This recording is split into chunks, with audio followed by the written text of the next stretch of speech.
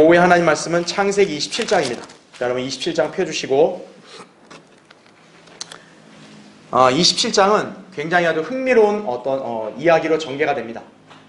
이거를 속된 말로 정의한다면 지금 속고 속이는 어떤 그런 이야기가 계속 전개되는 것이, 그것도 이제 아버지와 아들 사이에 속고 속이는 일이 지금 발생하고 있다 이거죠. 자, 27장의 주제, 야곱이란 인물의 딱 이름에 걸맞는 주제입니다. 찬탈자 야곱, 복을 빼앗다 이거죠. 분명히 아버지 이삭은 에서에게 축복권을 주려고 했는데 이제 야곱이 그걸 견딜 수 없는 거죠. 자기 어머니나. 그래서 이제 그 복을 빼앗는 거죠. 정말로 이름이 야곱이란 이름에 걸맞게 이렇게 하게 되는 거죠. 그렇죠? 자, 주요 내용을 보시면 27장 1절부터 17절까지는 에서를 축복하려는 이삭과 그걸 변경하려는 리브카로 이렇게 정리할 수 있고요. 18절부터 29절은 마침내 야곱이 이제 복을 받습니다. 그리고 30절부터 46절은 에서의 부질없는 후회와 살인 계획이 나옵니다. 그러니까 육신적인 사람은 바로 이렇게 될 수밖에 없는 거예요. 자, 그래서 27장 야곱이 자기 형의 축복을 빼앗는 내용이 기록되어 있다라는 거죠. 여기에는 하나님께서 하신 예언을 알고 있는 야곱과 리브카가 한 통속이 되어 이삭을 속이고 축복을 찬탈한 것이다. 그죠? 자, 이 점을 통해 우리는 인간의 본성이 어떤지를 알게 된다는 거죠. 자, 분명히 야곱은 하나님의 사랑과 복을 받은 사람 맞아요. 하지만 야곱이라는 그 인간의 본성을 볼 때는 그 사람은 결코 온전하거나 또 이렇게 정직하다고 볼 수는 없는 거죠. 사실은. 그죠? 그런데도 하나님은 야곱을 사랑하시는 거죠. 왜냐, 하나님은 신실하시기 때문에. 그러니까 하나님께서는 인간들의 연약함을 다 아세요. 그렇기 때문에 인간의 연약함을 잣대로 대가지고 하나님께서 그 사람을 막 이렇게 천시하거나 이런 분이 아니세요. 인간은 누구나 하나님 앞에서 다 부족한 존재예요. 중요한 건 뭐예요? 하나님께서 그 사람의 마음을 보시고 또 얼마나 신실하게 그분을 사랑하고 섬기고 있느냐, 그걸 보시는 거죠. 그러니까 여러분은 그걸 하나의 교훈으로 또 삼으셔야 됩니다. 자, 계속 보면 야곱과 리브카는 이런 육신적인 잘못을 저지름으로써 쓰디쓴 결과를 감당해야 했다는 거죠. 이로써 우리는 심는 대로 거둔다는 성경적인 법칙의 사례를 적나라하게 목도한다는 거죠. 육신적인 방법으로 어떤 잘못된 일을 행했다. 그러면요, 반드시 그대로 거두게 돼 있는 것이, 이게 하나님께서 정하신 아주 명확한 진리다는 얘기죠. 자, 오늘 이제 우리가 이 야곱이 자기 형 에서의 축복을 찬탈하는 이 내용을 통해서 우리가 또 여기에 담겨있는 진리의 말씀들, 또 영적인 교훈들을 한번 살펴보겠습니다. 자, 먼저 27장 여러분 1절부터 4절 보십시오. 이삭이 늙으니 그의 눈이 침침함으로 그가 볼 수 없더라. 그가 맏아들 에서를 불러 그에게 말하기를 내 아들아 하니 에서가 그에게 말하기를 보소서 내가 여기 있나이다 하더라. 그가 말하기를 보라 이제 내가 늙어 나의 죽을 날을 모르노라. 그러므로 이제 바라노니 무기들 즉 내 화살통과 활을 가지고 들로 가서 내게 사냥한 고기를 가져다가 내가 좋아하는 별미를 만들어 내게로 가져와서 먹게 하여 내가 죽기 전에 내 혼이 너를 축복하게 하라 하니, 이렇게 말씀하고 있죠. 자, 그 교환을 보세요. 먼저 1번. 자, 이삭이 늙으니 그의 눈이 침침함으로 그가 볼 수 없더라. 보라 이제 내가 늙어 나의 죽을 날을 모르노라. 1절 2절에 그런 말씀이 있죠. 자, 이삭은 성경에서 소경이 된 최초의 사람입니다. 지금 성경에 최초로 지금 눈을 앞을 못 보는 사람이 나온 거죠. 이삭이죠. 스스로 늙었고 눈도 침침해졌으니 곧 죽을 것이라고 생각했던 것이다 이거죠. 그러나 이것은 그의 판단 착오였다라는 거죠. 이삭이 이렇게 말해놓고 실제로 죽었나요? 아니요. 이삭은 한참 더 몇십 년을 더 살다 죽습니다. 그러니까 이건 여러분의 인생에 있어서도 이건 아마 다 경험해 보셨을 거예요. 굉장히 몸이 안 좋고 뭔가 힘이 들고 하면은 이제 내가 죽을 날이 얼마 안 남았구나. 근데 그렇게 말해놓고 사실 더 오래 사는 분들 많다고요. 그렇죠? 자, 밑에 괄호 1번 보세요. 지금 이삭은 병들었다든지 또는 아픈 상태가 아니었다는 거예요. 단지 눈이 그냥 침침해지고 앞을 보지 못하는 거예요. 그는 180살이 될 때까지 죽지 않는다는 거죠. 창세기 35장 28절에 나온 대로. 게다가 그는 자신이 죽고 있다고 말하지 않고 죽을 날을 모른다 라고만 말할 뿐이죠. 아마도 이삭은 자신의 몸 상태를 고려했을 때 곧 죽을지 모른다고 생각했을 것이다 라는 얘기죠. 자, 그래서 괄호 2번 보세요. 이와 같은 판단착오는 아주 흔하게 일어난다는 거죠. 자, 사무엘상 20장 3절에는 다윗도 이렇게 말을 해요. 내가 죽음과 한 걸음밖에 떨어져 있지 않도다 이랬어요. 몇 살 때 이 말을 했냐면 24살 때 이 말을 한 거예요. 왜냐하면 사울이 이제 죽이려고 하니까 다윗은. 그런데 그 후에도 다윗은 46년이나 더 살았다는 거죠. 사무엘하 5장 4절, 역대기상 29장 27절을 참고하면 됩니다. 다윗은 70살에 죽는 거죠. 그렇죠? 네. 또한 요한 웨슬리, 소위 감리교 창시자라고 그러잖아요. 아주 위대한 순회 설교자인 요한 웨슬리는요, 32살에 자신의 비문을 썼다 그래요. 여러분, 비문은 누가 쓰는 거예요? 보통 죽음을 앞둔 사람 쓰는 거잖아요. 근데 요한 웨슬리는 그렇게 해놓고 56년을 더 산 거예요. 88살까지 충분히 살다 죽었다라는 거죠. 판단착오죠. 자, 그래서 괄호 3번 보세요. 따라서 이삭의 경우는 간단하다 이거죠. 그는 시력을 잃어가고 있었죠. 그 다음에 늙었다라는 거죠. 네. 연대기적으로 본다면 이때 이삭의 나이가 한 137세 정도 돼요. 그러니까 뭐 그 정도 나이에 눈도 침침해지면 아, 이제 내가 얼마 안 남았다 이렇게 생각할 수 있을 거 아니겠어요. 특히나 중요한 것은 지금 자기의 이복형 이스마엘이 있죠. 이스마엘이 분명히 죽었죠, 지금 먼저. 그러니까 자기 형의 죽음도 목도했을 거 아니겠어요. 그러니까 이제 이삭 입장에서는 자기와 거의 비슷한 연배 형도 죽었으니 자기도 이제 죽을 날이 얼마 안 남았다, 모른다 이렇게 생각을 했겠죠. 오늘날 수많은 사람들도 그와 같이 자신의 죽을 날을 잘못 계산하고 판단한 경우가 흔하다는 거죠. 예. 그러니까 인간의 인생은요, 내가 이렇게 단정할 수 없는 거예요. 나는 몇 살까지 살 거야. 아유, 난 더 이상 못 살겠다. 난 이제 그냥 곧 죽을 거다.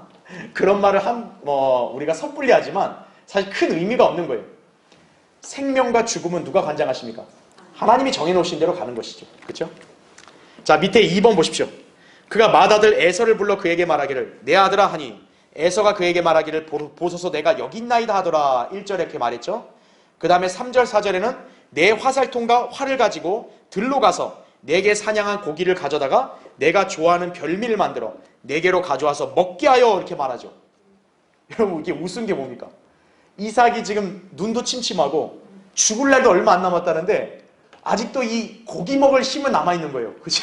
그러니까 내가 죽을 날은 모르지만 야, 사냥 좀 해서 고기 좀 가져와라. 저 별미를 만들어서 맛있게 좀 먹게. 137세가 된 노인인데 이 사냥한 고기는 아직 소화시킬 그런 위장이 튼튼한가 봐요. 그렇죠? 예. 자, 어쨌든 이삭의 관심은 뭡니까? 자기 배를 든든하게 할 수 있는 먹을 거 가져와. 축복해 줄게. 이거죠. 예.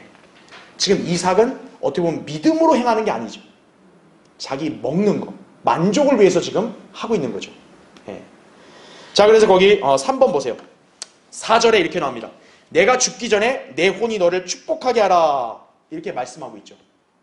자, 여기서 의아할 수 있는 게 뭐냐면 야곱과 에서가 태어나기 전에 이미 하나님께서 리브카에게 예언을 했잖아요. 네 배의 태 속의 두 아이에서 두 민족이 나오고 에서보다는 야곱이 더 높다고 얘기했잖아요. 그렇죠? 근데 왜 이삭은 굳이 이렇게 에서한테 축복을 하려 할까요? 자, 창세기 25장 23절에 그 예언의 말씀을 들었음에도 불구하고 여전히 이삭은 큰아들 에서에게 축복하는 것이 옳다고 생각했던 것 같아요. 자, 여기에는 두 가지 논리적인 이유가 있어요. 밑에 괄호 1번 보면 창세기 25장 23절의 약속은 누구에게 주어졌나요? 리브카에게 주어졌죠. 왜냐하면 리브카가 자기 태안에서 이게 싸우니까 자기가 주님께 물으러 갔다고 제가 지난번에 강의했잖아요.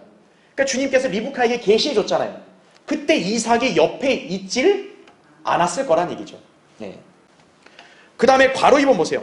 하나님의 약속에는 아브라함의 언약에 관한 언급이 없었고 에서는 장자에다가 자신이 사냥한 고기로 인해 아버지 이삭에게 사랑도 받았기 때문일 것이다 라는 거죠.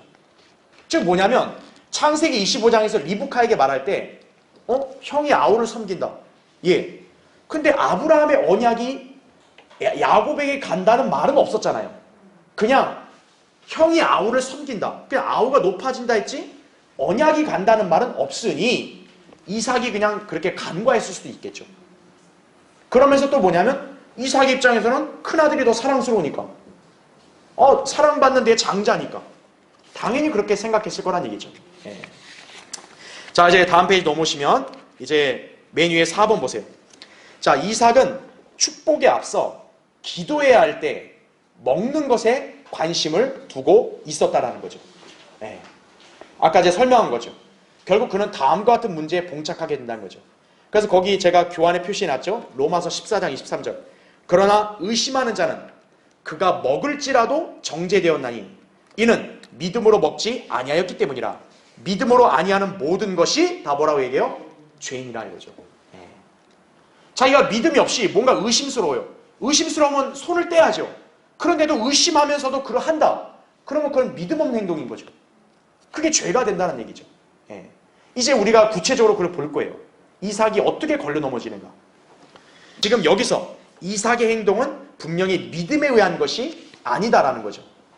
그는 이 사건에서 무려 5번이나 의심을 받았고요. 그럼에도 불구하고 음식을 먹고 야곱을 축복했다라는 거죠. 이삭은 믿음으로 행한 것이 아니라, 여러분 거기 잘 표시해 주세요. 뭘로 했다는 거예요? 느낌을 신뢰하고 행동했던 것이다라는 거죠. 이처럼 성경에는 믿음 대신 느낌을 따라 살았던 인물들이 있다, 그죠? 대표적으로 누구냐? 이삭, 그 다음에 삼손이죠. 예. 삼손은 완전 육신적인 그리스도인 아니에요, 그렇죠? 예. 느낌으로 사는 사람이죠, 그렇죠? 자, 여러분 여기서 잘 알아야 될 게 뭐냐면 성경에 뭐라 되어 있습니까? 의인은 뭐로 산대요?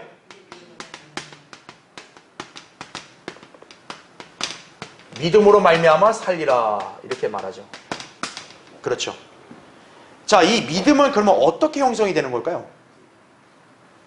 대다수의 배교한 교회들, 은사주의 교회들은 이 믿음을 뭐하고 연관을 짓냐면 느낌하고 연관을 짓는 거예요. 느낌. 필이 빡 왔다 이거죠. 이거 하나님 뜻이다 이거죠. 갑자기 방언이 브르르 터진다 이거죠. 믿음이다, 믿음. 느낌에다 간주하는 거예요. 와, 저 사람 인상 좋다 이거예요. 저 사람 하나님 사람이야. 느낌이죠. 예. 뭔가 쎄. 이건 아니야. 느낌이죠. 근데 중요한 건 뭡니까? 그 느낌은 인간마다 다 달라요. 그리고 그 사람의 느낌도 오늘은 이랬다가 내일은 저랬다가 또 바뀌어요. 느낌으로 믿음을 측정하는 게 아니라는 거죠. 자, 믿음은 우리가 뭘 믿는 거예요? 예수 그리스도 하나님을 믿는 거죠. 근데 그분은 지금 우리 눈으로 보이지 않잖아요. 그러면 그분을 계시한 게 뭡니까? 말씀이죠, 그렇죠? 그래서 진리의 말씀을 먼저 뭐냐? 아는 거예요, 아는 거. 믿음이 있으려면 어때요? 뭘 먼저 알아야죠. 여러분은 우리 자매님들 남편분 믿으세요? 왜 믿죠? 이 사람을 아니까 믿죠. 자녀들 믿죠. 왜 믿죠? 아니까 믿죠. 저 길거리 다니는 사람 믿고 돈 맡길 수 있어요? 못 맡기죠. 왜요? 저 사람이 누군지를 모르니까. 믿음은 뭐에 기반이 돼야 돼요? 진리의 말씀, 즉 어떤 사실을 알아야 믿음을 가질 수 있는 거예요. 그 다음에. 그렇죠? 우리 교회를 아니까 여러분이 우리 교회를 신뢰하고 이렇게 예배를 드리는 거 아니겠어요? 그렇죠? 예. 사실이라고. 사실은 진리의 말씀이라고 하죠. 그거를 믿는 거예요. 아니까 믿는 거죠. 믿으면 이제 어떻게 되는 거예요? 느낌이 오는 거죠. 그러니까 이 느낌에는 우리가 뭐가 있는 거예요? 기쁨이 있고, 그렇죠? 평안이 있고, 확신이 있고, 이렇게 가는 거 아니겠어요? 바로 사실, 믿음, 느낌이라고요, 이게. 그러니까 그리스도인은 뭡니까? 우리 의인은 믿음으로 말미암아 살리라 했을 때 무엇을 믿음으로 사는 거냐? 예수 그리스도 진리의 말씀을 알고 그거를 믿음으로 사는 거죠. 믿음으로 사니까 어때요? 우리의 느낌이 기쁨과 확신이 넘치게 되는 거죠. 이런 체계로 알아야 되는데 은사주의자들은 어떤 거예요? 다 필요 없다. 다 필요 없다. 요거 딱 띄워보면 이거는 성령님이 하신 거야. 아 기분 나빠. 저건 악령이야. 이렇게 해버리는 거예요. 느낌. 와, 이 교회 너무 좋아. 지난주에 좋대요. 근데 그 다음 주에 갔더니 아 저 교회 기분 나빠. 사람 느낌이거든요 이게. 예. 그러니까 느낌을 갖고 살라고 하면 어떻게 되는 거예요? 낭패를 당하는 거예요. 바로. 그래서 이 느낌만 신뢰하게 되면 뭐냐? 속임을 당하는 거예요. 속임. 바로 속임을 당하는 거예요. 그래서 은사주의 미혹이 굉장히 강력한 거예요. 왜? 느낌만으로 사람들을 골가매니까. 그러니까 속임을 잘 당하는 거예요. 그러니까 여러분 이 체계를 잘 아셔야 되죠. 이삭이 왜 실패한 거예요? 느낌으로 살라고 했으니까. 아, 아닌 것 같은데? 그래, 그래도 음식 잘 먹었으니까 음식 해온 애가 내 큰아들이겠지. 자기 느낌으로 그냥 간 거죠. 실수한 거죠. 예. 그러니까 우린 이 체계를 잘 아셔야 한다는 얘기죠. 그렇죠? 자, 이제 그럼 이제 27장 5절부터 17절. 자, 이제 우리가 성경을 이렇게 집중해서 또 읽기도 하는 거예요. 자, 5절부터 17절 보겠습니다. 리브카가 이삭이 그의 아들 에서에게 말할 때 들었으며 에서는 사냥해서 고기를 가져오려고 들로 나갔더라 이거죠. 자, 이제 소위 이제 사건이 이제 발단이 되는 거예요. 시작되는 거예요. 자, 6절. 리브카가 그녀의 아들 야곱에게 일러 말하기를 보라, 내가 내 아버지가 내 형 에서에게 말씀하신 것을 들었는데 이르시기를 내게 사냥한 고기를 가져다가 나를 위하여 별미를 만들어 먹게 하라. 그리하여 내가 죽기 전에 주 앞에서 내게 축복하게 하라 하셨느니라. 그러므로 이제 내 아들아, 내가 내게 명령한 대로 내 음성에 순종하라. 지금 염소떼에 가서 거기서 좋은 염소 새끼 2마리를 내게로 가져오라. 그러면 내가 그것들로 네 아버지가 좋아하는 별미를 만들리니 내가 그것을 내 아버지께 갖다 드려 그것을 드시고 죽기 전에 너를 축복하시게 하라 하니라. 야곱이 그의 모친 리브카에게 말하기를 보소서, 내 형 에서는 털이 많은 사람이요 나는 매끈한 사람인데 내 아버지께서 혹시 나를 만져보시면 내가 그에게 속이는 자로 보일지니 그러면 나는 축복은커녕 저주를 받을 것이니이다 하자. 그의 모친이 그에게 말하기를 네 저주는 내가 받으리니 내 아들아, 내 음성에만 순종하고 가서 그것들을 내게로 잡아오라 하니 그가 가서 잡아가지고 와서 자기 어미에게로 가져왔더니 그의 어미가 그의 아비가 좋아하는 별미를 만들더라. 리브카가 집에 자기와 함께 있는 그녀의 맏아들 에서의 좋은 의복을 가져다가 작은 아들 야곱에게 입히고 또 염소 새끼들의 가죽으로 손과 목에 매끈한 곳에 붙이고 그녀가 마련한 그 별미와 빵을 그녀의 아들 야곱의 손에 주더라 이거죠. 야, 어머니가 아주 철두철미하죠. 내 작은 아들이 받아야 한다 이거예요. 네. 자, 1번 보십시오. 리브카가 이삭이 그의 아들 에서에게 말할 때 들었으며 5절 이렇게 말하죠. 자, 리브카는 아마 사라처럼 장막 뒤에 숨어서 들었던 것 같다 이거죠. 그러니까 그 자리에 있었던 게 아니라 리브카가 아마 장막 뒤에서 어떻게 보면 일종의 엿들은 거죠. 그 옛날 사라처럼 창세기 18장 10절에 나온 대로. 자, 아무튼 그녀는 도청으로 인해서 육신적인 발상으로 계획을 세워 큰아들 에서에게 갈 축복을 빼앗으려고 작은 아들 야곱과 모의하게 된다는 거죠. 그래서 괄호 1번 보세요. 그러나 이 모의가 과연 하나님 보시기에 합당할까요? 리브카는 변명할지도 몰라요. 주님이 나에게 분명 예언했잖아요. 작은 아들이 더 높아질 거라고. 그런데 지금 내 큰아들에게 복이 간대잖아요. 그럼 이거를 바로 잡아야 될 거 아니에요. 그래서 내가 이걸 이렇게 합니다. 리브카가 변명할 수 있겠죠. 근데 하나님의 입장에서 그 변명이 통해요, 안 통해요?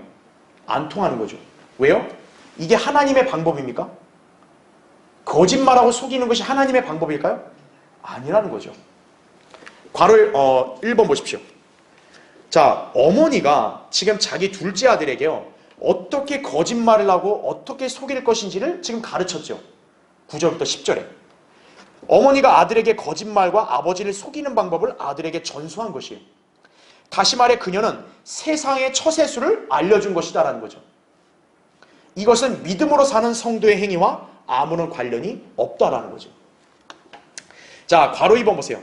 그러자 야곱은 이미 세상을 살아가는 방식을 터득했고 머리 회전이 빨랐기에 어머니의 계략에 허점이 있는 것을 발견하고는 이렇게 의문을 제기했다 이거죠. 그게 아까 우리 읽었던 11절 12절이죠. 뭐냐면 아니 아버지가 눈이 안 보여도 우리 형은 털이 많다 이거예요. 그러니까 아버지가 야 너 일로 와봐.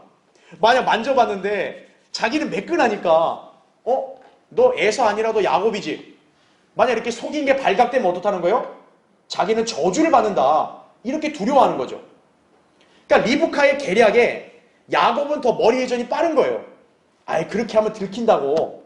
어떡합니까? 자 그랬더니 괄호 3번 보세요. 리브카는 이 모든 일에 대해서 이미 대책을 강구해 놓았다 그죠. 에서가 사냥한 고기를 자신이 요리한 별미로 가장을 하죠. 14절에. 자 요리 속였죠. 그 다음에 야곱에게 맏아들 에서의 옷을 입혔죠. 15절에. 그러니까 이삭이 볼 때 냄새를 맡으면 어떡하겠어요? 에서의 옷 냄새가 날 거 아니에요. 그렇죠? 그 다음에 염소 새끼 가죽으로 에서의 상징인 털을 가장하겠다라는 거죠. 그러니까 만발의 대비를 다 해놓은 거예요. 그 다음에 이제 괄호 4번 보세요. 더욱이 그녀는 일이 혹 잘못된다 해도 그 모든 책임을 자신이 지고 저주도 자신이 받겠다고 말한다라는 거죠. 물론 이 저주는 전적으로 누가 자초한 셈이에요? 본인이 자초한 셈이죠. 자, 한번 밑에 괄호 1번 보세요. 리브카는 하나님께서 말씀하신 창세기 25장 23절의 예언을 알고 있었지만 현재 돌아가고 있는 상황이 심상치 않다는 생각으로 하나님의 그 약속을 신뢰하지 못했다 이거죠. 그 결과 인간적이고 육신적인 방법을 동원하기에 이른다는 거죠. 이것은 의심할 여지 없이 믿음 없는 행동인 거죠. 그렇죠. 자, 괄호 2번 보세요. 왜 리브카가 이런 일을 할 필요가 없냐면 2번에 설명이 나와요. 그녀가 어떤 조작을 하지 않더라도 하나님께서는 친히 말씀하신 약속을 반드시 어떻게 하는 분이에요? 이행하시는 분이에요. 리브카가 굳이 그렇게 계략을 짜고 이렇게 속임수를 쓰지 않아도 하나님은 그분이 하신 말씀대로 분명히 야곱을 더 높이실 거라고요. 그렇죠. 그걸 리브카가 염려할 필요 있어 없어요? 없다고요. 리브카는 야곱의 미래에 대해서 두려워할 이유가 전혀 없었던 것이다 라는 거죠. 그래서 그 다음 페이지 보세요. 그래서 우리가 리브카의 행동이 잘못이 있다는 걸 알 수 있는 게 뭐냐면 거기 교환의 매니에 보시면 민수기 23장 19절에서 하나님이 어떤 분이신지를 말씀하고 있죠. 거기 보세요. 하나님은 사람이 아니시니 거짓말하지 않으시며 또 사람의 아들이 아니시니 후회가 없으시도다. 그분이 말씀하신 것을 행하지 않으시랴? 또한 이르신 것을 이루지 않으시랴? 이렇게 말하고 있죠. 여러분 이 말씀만 보면 하나님이 리브카에게 그렇게 약속을 했으면 그걸 바꾸신 분이 안 바꾸신 분이요? 안 바꿔요. 그런데 리브카의 머리로 보니까 상황이 지금 하나님 말씀과 안 맞게 가고 있네? 그거를 자기가 염려할 필요 있어요? 없죠. 왜? 그것을 상황을 바로잡고 하나님 말씀대로 실행하시는 분은 누가 하시는 거예요? 하나님이 하시는 거지 우리가 하는 게 아니라고요. 리브카는 마치 뭐예요? 자기가 하나님을 마치 염려해서 하나님이 혹시나 약속을 못 지킬까 봐 자기가 도와주겠다고 심산으로 이렇게 하는 거와 똑같은 거예요. 아니 하나님이 인간의 도움을 받아야지 약속을 성취하시는 분이에요? 아니잖아요. 지금 여기 나오신 게 뭐예요? 그분이 말씀한 거를 행하지 않으시냐? 행하시죠. 그렇죠? 네.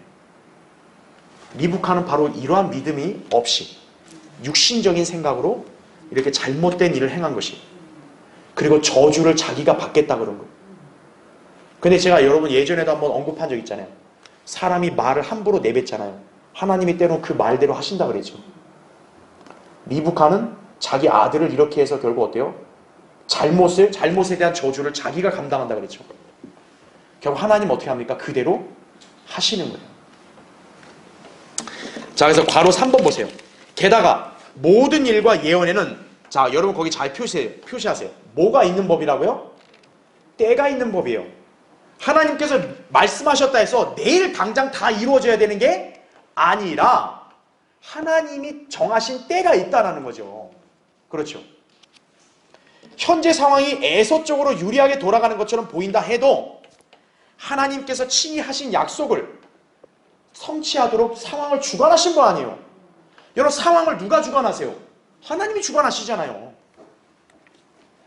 주님은 전지전능하신 하나님으로 불가능이 없으시기 때문이다라는 거죠. 그래서 예레미야 32장 27절에 이렇게 말씀하죠. 보라, 나는 주요 모든 육체의 하나님이라. 내게 어려워서 못할 일이 있겠느냐? 여러분 있습니까? 하나님 관점에서 없지요. 그렇죠? 여러분 이 사실을 믿으세요? 예. 하나님은 어려워서 못하실 일이 없다는 거예요. 자, 밑에 3번을 보세요. 리브카의 이런 믿음 없는 행동은 결국 안 좋은 결과를 초래하게 된다겠죠. 그것은 바로 창세기 28장 5절 이후 그녀는 아들을 다시는 보지 못하게 되는 거예요.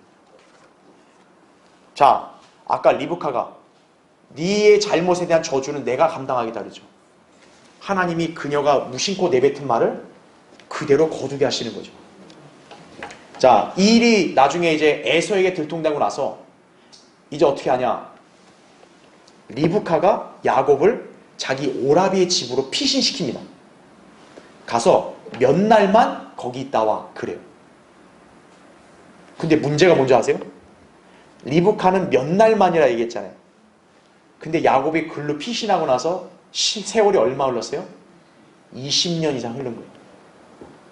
자기가 사랑하는 작은 아들을 며칠만 안 볼 거라 생각했지만 사실 얼마 동안 못 보게 된 거예요? 20여 년을 헤어져 있게 된 거예요. 근데 그걸로 끝났을까요? 아니에요. 야곱이 이제 나중에 돌아왔잖아요. 리브카는 이미 어떻게 됐을까요? 이미 죽었어요. 야곱은 자기 어머니를 직접 장사 지내요? 못 지내요? 못 지내요. 미리 죽었어요. 하나님의 말씀과 뜻에 어긋나게 육신적으로 행하고 이 결과는 내가 감당하겠다. 이렇게 말을 함부로 하면 안 되는 거예요. 네. 리브카는 결국 이 일로 인해서 자기 작은 아들에게 복이 가게 했지만 자기는 이제 남은 생애를 작은 아들 없이 살았어야 되는 거예요. 그래서 하나님께서 하신 말씀이 뭡니까? 속지 말라. 하나님은 우롱당하지 아니하시느니라. 이는 사람이 무엇을 심든지 그대로 거둘 것이기 때문이라 말하는 거죠. 갈라디아서 6장 7절에. 네. 자, 그래서 밑에 4번 보세요. 에서는 사냥을 나갔고 리브카는 그 사이에 염소고기를 삶아 요리를 한 다음 빵과 함께 야곱의 손에 들려보낸다죠. 야곱은 에서처럼 변장을 하고 음식을 든 채 언제 자기 형이 돌아올지 모른다는 불안감 속에 아버지 이삭에게 들어가고 있는 중이다라는 거죠. 자, 이제 들어가겠죠? 자, 이제 이 둘 사이에 속고 속이는 심리전이 벌어집니다. 자, 거기 이제 18절부터 27절 보겠습니다. 여러분 잘 보세요. 이게 얼마나 흥미진진한가요? 그리하여 야곱이 그의 아비에게로 가서 말하기를 내 아버지여 하니 그가 말하기를 내가 여기 있노라. 내 아들아 내가 누구냐 하니 야곱이 그의 아비에게 말하기를 나는 아버지의 맏아들 에서로소이다. 아버지께서 내게 청하셨던 대로 행하였나이다. 내가 간구하오니 일어나 앉으셔서 나의 사냥한 고기를 잡수시고 아버지의 혼이 나를 축복하소서 하더라 이거죠. 야, 거짓말도 아주 현란하게 잘하죠. 그렇죠? 자, 근데 21절 보세요. 이삭이 그의 아들에게 말하기를 내 아들아 네가 어떻게 그처럼 빨리 잡았더냐 하니 그가 말하기를 주 아버지의 하나님께서 내게 보내주셨나이다 하더라 이거죠. 그 다음에 21절 보세요. 그럼 여러분 이삭이 이렇게 했으면 그냥 뭐 알았다 하고 넘어갈 수 있는 건데 이삭은 안 넘어갑니다. 왜죠? 이삭은 의심스러운 거예요. 지금 이 야곱이 변장에 들어왔는데 의심스러운 거죠. 에서가 아닌 것 같은 거죠. 그래서 21절 보세요. 이삭이 야곱에게 말하기를 내가 원하노니 내 아들아 내게 좀 가까이 오너라. 네가 과연 내 아들 에서인지 아닌지를 좀 만져보리라 하더라 이거죠. 자, 22절 야곱이 자기 아비 이삭에게 가까이 가니 이삭이 그를 만지며 말하기를 자 보세요. 목소리는 야곱의 목소리인데 손은 에서의 손이로다. 이게 대체 무슨 일인고 이거죠. 자, 23절 계속 보세요. 이삭이 그를 분별하지 못하더라. 이는 그의 손이 그의 형 에서의 손같이 털이 있기 때문이더라. 그러므로 이삭이 그를 축복하더라 이거죠. 일단 어쨌든 에서라 그러니까 축복을 해야죠. 그랬더니 24절 보세요. 이삭이 말하기를 네가 정말 내 아들 에서냐 하니 아직도 의심이 가시지 않은 거죠. 너 정말 내 아들 에서 맞아? 야곱이 이제는 더 어떻게 보면 뻔뻔해지는 거죠. 그가 말하기를 그러하니다 하더라 이거죠. 25절 그가 말하기를 그것을 내게로 가까이 가져오라. 내가 내 아들이 사냥한 고기를 먹고 내 혼이 너를 축복하리라 하더라. 야곱이 그것을 그에게로 가까이 가져가니 그가 먹고 야곱이 포도주를 가져가니 그가 마시더라. 야곱의 아비 이삭이 그에게 말하기를 내 아들아 이제 가까이 와서 내게 입맞추라 하니 그가 가까이 와서 그에게 입맞추니 이삭이 그의 옷 냄새를 맡고 그에게 축복하며 말하기를 보라 내 아들의 냄새는 주께서 복 주셨던 들의 냄새와 같도다 이거죠. 마지막으로 한 번 더 시험해 본 거죠. 가까이 와 입 맞춰라. 아 에서의 옥을 오시구나. 아주 심리전이 흥미진진하죠. 자 거기 1번 보세요. 자 18절에 내 아들아 내가 누구냐. 자 만약에 이삭이 에서였다라면 이런 질문 했겠어요? 어머 내가 여기 있노라 아들아 들어와라 바로 이렇게 얘기할 거 아니겠어요? 근데 지금 야곱이 이렇게 얘기하니까 네가 누구냐 이렇게 말하고 있죠. 이삭은 이미 뭔가를 의심하고 있음을 암시하고 있는 거죠. 이삭은 계속 자기 아들의 말에 의심을 하기 시작하고요. 야곱은 이 의심을 해소하기 위해서 진짜처럼 기막히게 연기를 해야 했다 이거죠. 야곱은 이때는 탤런트가 돼야 되는 거예요. 탤런트가. 야곱입니다. 에서입니다. 이렇게 해야죠. 그렇죠? 어떤 목소리가 있을 거예요. 그렇죠? 예. 여러분 거짓말은 어때요? 한 번 하게 되면 계속 꾸며야 돼야 돼요. 그래서 어떤 사람이 이런 말 했죠. 거짓말은 새끼를 치는 법이다 이거죠. 예. 계속 나오는 거예요.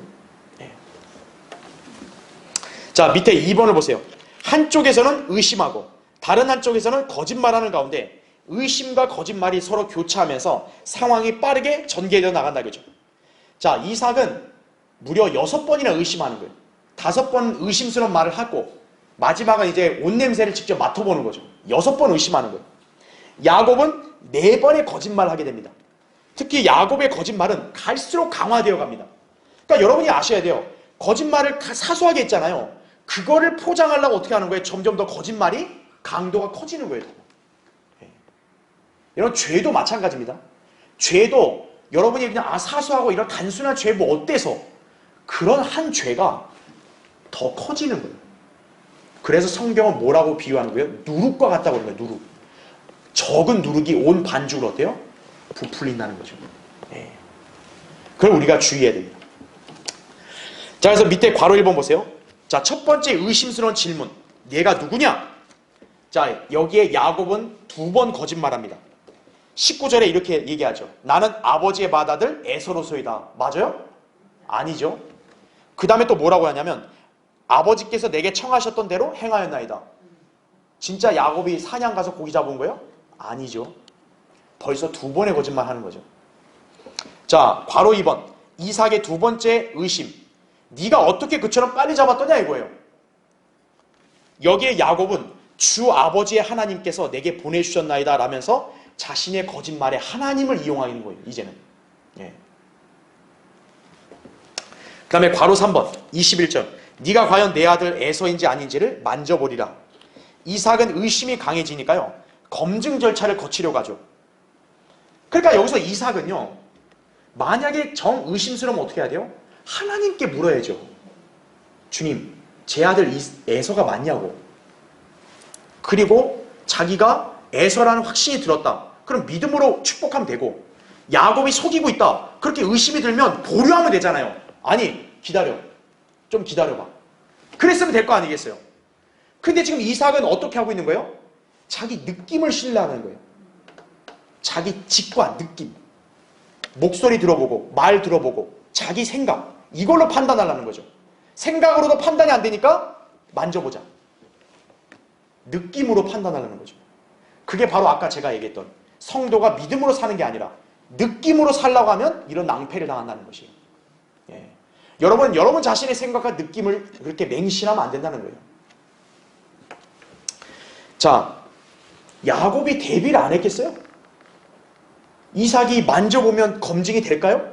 이미 야곱은 다 했는데 이미 다 털 다 붙이고 왔는데 그죠? 자, 괄호 4번 보세요.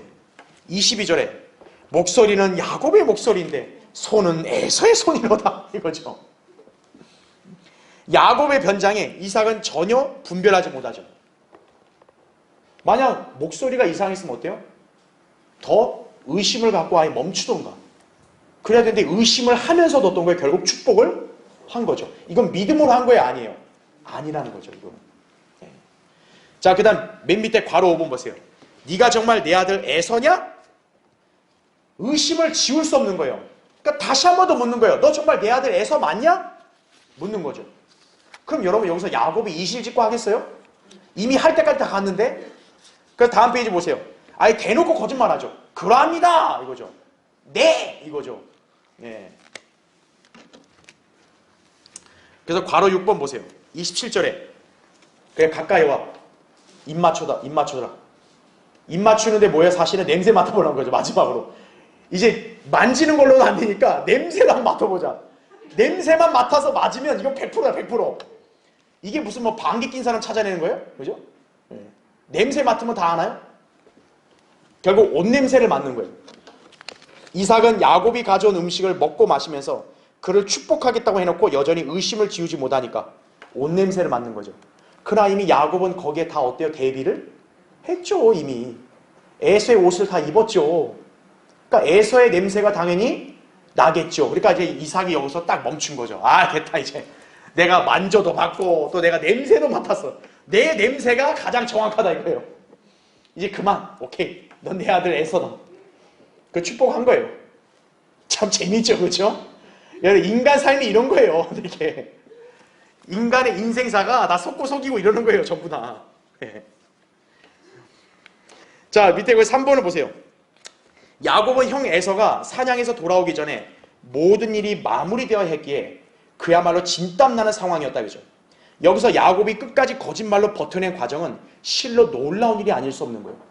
여러분 지금 이 상황이 우리는 지금 짧은 구절로 읽는 거지만 그 시간만큼은요 얼마나 긴장감이 높겠어요. 야곱의 입장에서는 자꾸 저렇게 아버지가 이렇게 의심스러운 질문하니까 얼마나 뜨끔했겠어요 계속. 근데 그것만도 아니죠. 지금 이 아버지가 고기를 먹고 포도주 마시고 있잖아요. 냠냠냠냠 마시고 있고 마시고 있는 중간에도 얼마나 긴장이 되겠어요. 그렇죠? 그런데 그 과정을 어떻게든 거짓말로 버텨내는 거예요, 야곱은. 아마 이게 뭐라 그래야 될까요? 간이 작은 사람은 도저히 못 견디고 아마 이실직고 할지도 몰라요. 못 견뎌서. 야곱은 끝까지 버티는 거예요. 자, 괄호 1번 보세요. 이삭은 야곱의 목과 어깨를 더듬으며 옷의 냄새까지 맡았죠. 비록 눈이 안 보이긴 했지만 그렇게 가까이서 아버지의 눈이 그를 내려다보고 있었고 바깥에서는 사냥하는 소리가 멈추고 조용한 곳으로 보아 에서가 사냥을 끝내고 돌아오는 중이었을지도 모른다는 거죠. 야곱 입장에서는 만약에 에서가 들이닥치면 어떡할 거예요? 왜? 자기 형은 사냥꾼 아니에요. 사냥꾼이면 얼마나 사냥이 능숙해가지고 빠른 시간에 오겠어요. 자기 형 들이닥치면 어떡하지? 아, 아버지는 왜 빨리 축복 안 해주지? 빨리 여기 떠나야 되는데. 얼마나 긴장이 되겠어요. 괄호 2번 보세요. 게다가 야곱은 아버지가 먹는 동안 줄곧 곁에 있어야 했다고요. 그렇죠? 차라리 먹는 중간에 잠깐 나가 있으면 에서가 나중에 중간에 들어올 때 딱 잡아대도 되잖아요. 나 그런 적 없다 그래도 되는데 이건 계속 옆에 붙어 있어야 되잖아요. 아버지 옆에. 만약 에서가 현장에 들이닥치면 어떻게 되겠어요? 뼈도 박도 못하는 거죠. 이거는. 야곱은 아브라함처럼 아버지가 잡수시는 동안 계속 시중을 들어야 했던 것이다 이거죠. 아브라함도 제가 예전에 웨이터처럼 시중 잘 들었죠. 야곱도 그래야 되는 거예요. 자, 괄호 3번. 그 모습을 한번 상상해 보라 이거죠. 이삭은 천천히 조심스럽게 차근차근 고기를 먹고 있다. 여러분 나이가 137세 된 노인이 고기를 막 빨리 먹겠어요? 막 음식을 막 빨리 먹겠냐고요. 천천히 먹을 거 아니에요. 천천히. 그럼 보는 사람 막 답답한 거죠. 막 아주 빨리빨리 좀 먹어. 빨리빨리 축복을 해주지. 왜 이렇게 먹는 것도 느려요. 막 속으로 얼마나 애가 타겠어요. 그죠? 그리고 사냥한 고기는 뭡니까? 사슴고기입니다. 3절에 보면 사슴이에요. 근데 지금 야곱은 무슨 고기 가져온 거예요? 염소고기 가져왔죠. 여러분 이삭은 먹는 거 좋아하잖아요. 먹는 거 좋아하면 미식가 아니겠어요? 만약 미식가로서 야 이거 사슴이 아닌데? 이거 염소 같은데? 너 야곱 아니야? 만약 이렇게 말하면 어떡할 거예요? 그러면 또 긴장되겠죠. 그런 것도 불안해하지 않겠어요?